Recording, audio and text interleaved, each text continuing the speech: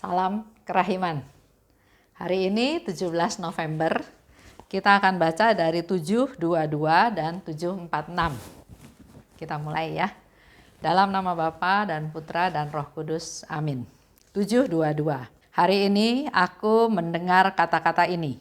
Engkau menyadari betapa lemahnya engkau. Oleh karena itu, kapan aku akan dapat mengandalkan engkau? Aku menjawab, Yesus, sertailah aku selalu karena aku ini anakmu yang kecil. Yesus, engkau tahu apa yang dapat dikerjakan oleh seorang anak kecil. 746. Aku sudah tahu bahwa pada saat-saat tertentu dan pada saat-saat yang paling sulit, aku akan sendirian, ditinggalkan oleh setiap orang. Aku tahu juga bahwa aku harus menghadapi segala badai serta pergulatan dengan segenap kekuatan jiwaku, meskipun di dekatku ada orang-orang yang darinya aku berharap mendapat pertolongan. Tetapi aku tidak sendirian sebab Yesus menyertaiku dan bersama Dia aku tidak takut akan suatu pun. Aku sungguh sadar akan segala sesuatu dan aku tahu apa yang diminta Allah dariku.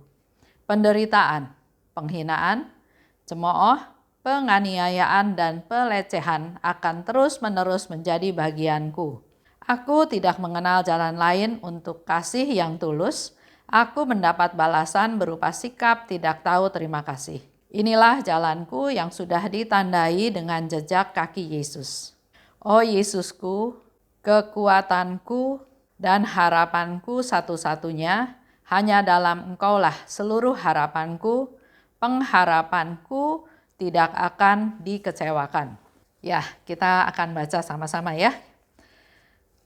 Sebelum masuk ke pembahasan tentang isi diary ini, saya ingin membacakan atau sharing dari salah seorang devosan kerahiman. Dia umat paroki Bojong, Santo Thomas Rasul, dan mengenal devosi kerahiman sejak tahun 2000. Dikatakan, puji Tuhan, karena boleh jadi anak kecil di hadapan Tuhan. Jadi anak kecil itu paling enak, tidak ada beban, dan kalau buat kesalahan pun pasti ditolong dan diperbaiki. Pengalaman menjadi devosan kerahiman ilahi. Dia benar-benar seperti anak kecil di hadapan Tuhan. Tuhan menyiapkan wadah komunitas untuk melatih dan praktik penyebaran kerahiman ilahi. Betapa Tuhan sediakan, kerjakan semuanya. Ibu Yeni Umbas ini memang masuk ke dalam komunitas kerahiman ilahi, TKKI Jakarta Barat. Komunitas itu terbentuk juga dengan suatu hal yang luar biasa yang tidak direncanakan. Lanjut ya. Sedangkan contoh pelayanan ke daerah. Itu pun Tuhan sudah siapkan dengan cara memperkenalkan dengan seorang romo. Untuk memperkenalkan devosi kepada orang lain ya. Jadi membentuk satu tim. Jadi dia bercerita nih ya, Yeni ini bercerita karena memang saya juga ada di dalam komunitas tersebut mulai dari awal. Jadi memang Yeni ini adalah seorang ketua dari komunitas kerahiman ilahi TKKI Jakarta Barat. Awalnya dia mengumpulkan kita, para devosan dari berbagai paroki, akhirnya terbentuklah satu tim dengan tujuan pelayanan ke luar pulau. Di situ juga intinya adalah menyebarluaskan kerahiman ilahi dengan cara memberikan seminar dan juga sekaligus beberapa dari kami pergi ke sana untuk melakukan baksos dan juga sharing apa yang bisa kami berikan, kami bagikan di sana. Dan itu semua Yeni katakan Tuhan yang lakukan. Seperti di Yesaya 26:12b. Sebab segala sesuatu yang kami kerjakan, Engkaulah yang melakukannya bagi kami. Haleluya. Amin. Kita lakukan apa yang bisa kita lakukan, selebihnya Tuhanlah yang melakukan. Saya juga nggak terlalu ikut awalnya, tapi pertama yang saya tahu, yang saya ingat, Yeni itu mengajak saya dan juga Haryanto untuk membentuk komunitas yang kita sebut TKKI Jakarta Barat, dan pelayanannya yaitu menyebarluaskan devosi kerahiman ilahi ini ke luar pulau. Dan itu kita sudah lakukan setiap tahun ya, 1 tahun 1 kali kita pergi ke luar pulau. Lanjut, dikatakan oleh Yeni di sana di 746, saya salut melihat iman dari Suster Faustina yang hebat. Begitu tulus melakukan setiap pekerjaan yang harus dikerjakan dengan selalu mengandalkan Tuhan. Dalam kehidupan ini pasti ada ujian yang harus dijalani. Ada kekecewaan, merasa sendirian, ditinggalkan. Satu urusan belum selesai, sudah datang urusan lain ya. Jadi itu sharing yang diceritakan oleh Yeni dalam pergumulannya, dalam pertumbuhannya di dalam komunitas kerahiman ilahi. Dan dalam masa pandemi ini, dia cerita ya, suatu hari ada yang WhatsApp ke dia, minta tolong untuk mau beli susu dan snack, mungkin untuk anaknya ya. Kalau dulu dia katakan pasti dia akan langsung jawab, maaf, belum bisa memberi, dengan sikap yang acuh tak acuh ya. Nah, sekarang sudah beda reaksinya, tapi pada saat itu dia mengalami suatu masalah di mana dia bilang dompet dia kosong. Bahkan di rekening tabungannya pun lagi kosong uangnya ya. Jadi dia balas WA tersebut, atau sebelum dia balas dia WA ke temannya yang lain. Mungkin ada tanggapan, mungkin ada temannya yang lain yang bisa menggantikan dia untuk menolong orang ini. Tapi ternyata WA dia nggak ditanggapi. Jadi akhirnya dia membalas WA orang tersebut. Dia katakan, nanti kalau saya pergi ke supermarket, saya baru bisa beli. Mungkin saya akan beli dari kredit card, dengan kredit card. Kalau saya keluar, karena sekarang kan masa pandemi, nggak ada orang yang sengaja jalan-jalan pergi ke sana. Jadi dia katakan kalau nanti saya pergi baru saya akan belikan. Harapannya dia ya sudah, orang itu maklum bahwa memang ini nggak bisa pergi dalam masa pandemi ini. Tapi ternyata dia menjawab, puji Tuhan, terima kasih karena mau bantu. Lanjut. Akhirnya dia bilang dia pergi belanja. Tiba-tiba dia ingat ayat perkataan janda miskin pada Nabi Elia. Di sana si janda miskin bilang sama Nabi Elia, saya mau buat roti dan makan dan setelah itu mati. Itu ada di 1 Raja 17 ayat 12. Dan dia refleksi ke diri dia sendiri. Untuk saya, dengan memberi ini ke orang yang minta susu dan snack tadi, saya nggak bakal mati. Nah, sore hari dia buka WA, jadi dia sudah pergi belanja ya.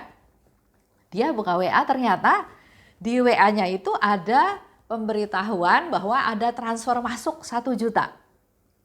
Padahal dia bilang yang dia beli nggak sampai 500.000. Jadi dia hubungi lagi orang yang transfer itu bahwa uangnya kebanyakan ya. Tapi ternyata orang itu bilang nggak usah dikembalikan. Pakai aja kelebihan uang itu untuk bulan depan. Di situ Yeni bilang puji Tuhan. Karena ternyata betul-betul Tuhan yang sediakan ya. Karena di awal dia bilang dia lagi nggak punya cash, di rekening juga nggak ada dana, tapi karena dia merasa tergerak untuk bantu orang ini, karena orang lain juga nggak ada yang bantu, akhirnya dia beli pakai kredit card. Tapi yang luar biasa, ada orang transfer masuk ke rekening dia. Di situ dia bilang kadang Tuhan menempatkan kita pada posisi yang sepertinya tidak ada jalan, buntu. Tapi saat berani melangkah, maka Tuhan sendiri yang buka jalan. Ini satu sharing yang luar biasa ya. Jadi dikatakan kelihatannya seolah-olah jalannya buntu, tapi pada saat kita melangkah baru satu step aja, Tuhan langsung buka jalan. Sedangkan pengalaman dalam komunitas, dia cerita juga nggak terlalu mulus. Ada curiga, ada salah paham, ada kecewa juga. Tapi bersyukur karena proses tersebut memang harus saya alami. Membantu pertumbuhan iman saya. Jadi buat kita semua, Bapak Ibu yang bergabung dalam komunitas, nggak ada komunitas yang 100% sempurna seperti yang kita mau. Karena kalau seperti itu, kita nggak belajar apa-apa. Justru dengan masuk komunitas, sebetulnya kita belajar. Belajar ngerti orang lain, belajar background orang lain, belajar sifat orang lain, dan belajar menerima kekurangan orang lain juga. Belajar juga nggak bisa memaksakan kehendak saya maunya apa. Bahkan dikatakan oleh Yeni di sini dikecewakan, dicurigai. Nah, Yeni ini selain Ketua TKKI Jakarta Barat, dia juga wakil koordinator dari PDKK Elizabeth ya. Jadi jabatannya banyak. Lanjut, di saat situasi sedang gelap, susah berpikir, tidak tahu arah, yang dia lakukan adalah baca firman Tuhan. Baca Diary Faustina atau dengar lagu-lagu pujian. Jadi isi dengan hal-hal yang positif. Saya pernah dapat juga WA dari seseorang, dia bilang, saya kesepian, saya nggak tahu mau lakukan apa. Sepertinya saya sudah putus asa. Jadi saya bilang, lakukan yang positif. Kalau tadi Yeni baca firman, baca diary, dengar lagu pujian. Kalau saya kasih nasihat dia, selain itu boleh juga masak, bikin kue. Sekarang di YouTube itu begitu banyak resep yang kita bisa ikuti dengan sangat sederhana, mudah, dan hasilnya bagus. Saya pun nggak pernah ke dapur, nggak pernah masak, nggak pernah bikin kue, tapi sekarang mulai coba-coba bikin bolu kukus, cara bikang, tar susu, ya tampilannya mungkin nggak oke, tapi rasanya oke. Nah dari situ dikatakan lagi oleh Yeni ya, belajar dan belajar lagi untuk lebih mengandalkan Tuhan dalam praktek walaupun jatuh bangun. Kalau kita lihat perkembangan iman dari Yeni, dia bilang tahun 2000 dia udah kenal devosi kerahiman, berarti sekarang udah 20 tahun. Tapi dia katakan jatuh bangun itu ada. Jadi buat Bapak Ibu, buat kita semua, jangan putus asa, jangan berhenti di tengah jalan. Karena itulah proses belajar.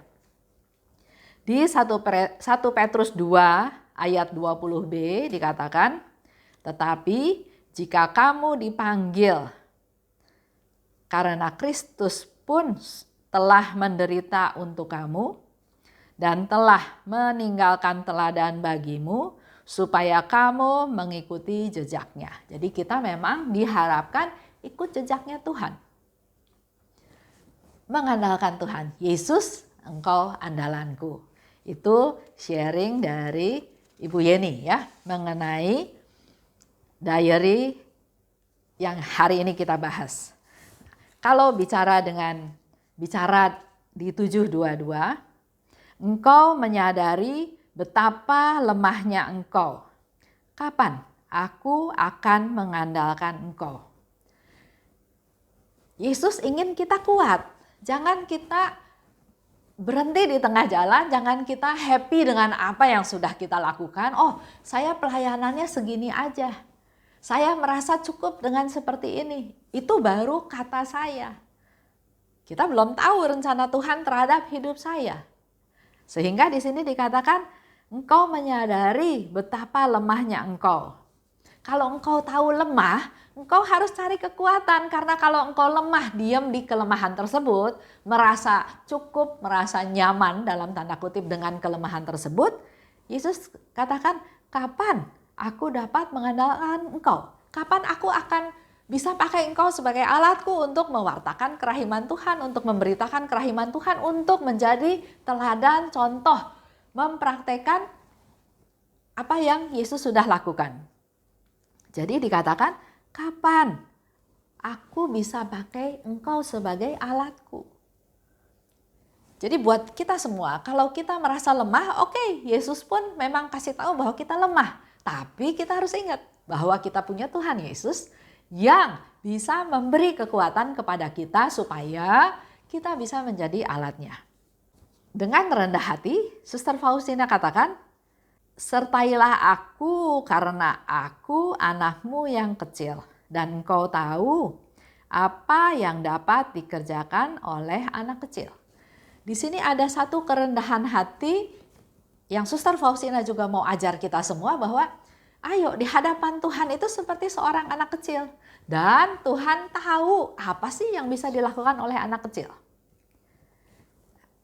Di sini kita lihat juga sharing dari Ibu Yeni tadi bahwa apapun yang dialami, dirasakan, semuanya dia terima, dia jalani sebagai proses pembelajaran walaupun jatuh bangun.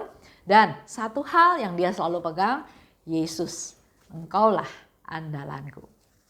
Itu aja untuk hari ini. Saya tutup ya dengan doa penutup. Dalam nama Bapa dan Putra dan Roh Kudus, amin.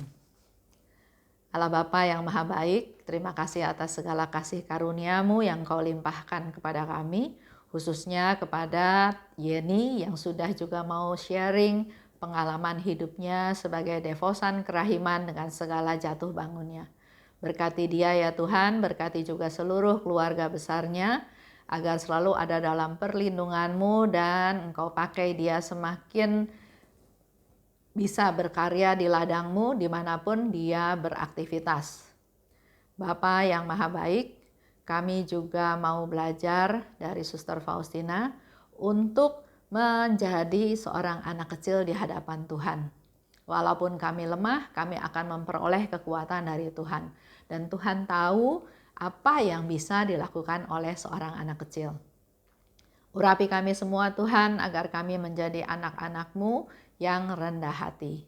Kemuliaan kepada Bapa dan Putra dan Roh Kudus seperti pada permulaan sekarang, selalu dan sepanjang segala abad. Amin. Dalam nama Bapa dan Putra dan Roh Kudus. Amin. Salam kerahiman.